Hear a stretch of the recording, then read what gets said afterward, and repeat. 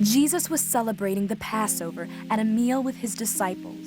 As they were eating, Jesus took bread and wine from the table and said, "This is my body, this is my blood, poured out for the forgiveness of sins."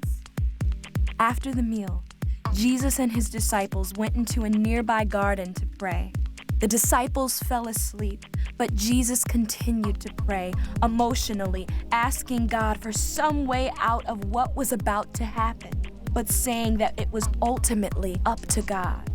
Just as he finished, a large crowd with swords and clubs, led by Jesus' disciple Judas, came and arrested Jesus. Another one of his disciples, Peter, tried to defend Jesus. He took out his sword and cut off the ear of one of the high priest's servants. But Jesus told him to put away his sword and reached out and touched the man's ear and healed him.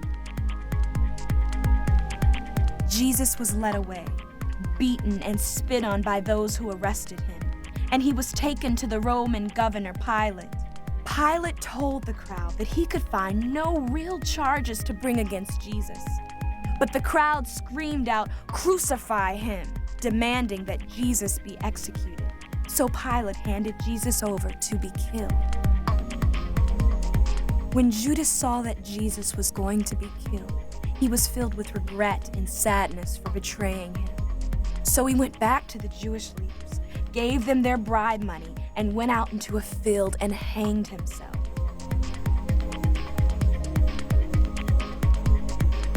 Jesus was crucified, nailed by his hands and feet to a wooden cross. Then, even though it was only noon, the sun stopped shining, and darkness came over the whole land. Hanging from the cross, Jesus cried out, my God, why have you forsaken me?" Someone nearby then gave Jesus a drink by filling a sponge and lifting it up to Jesus on a long stick. After Jesus took a drink, he said, "It is finished," and died. At that moment, the curtain in the temple was torn in two from top to bottom, and the earth shook.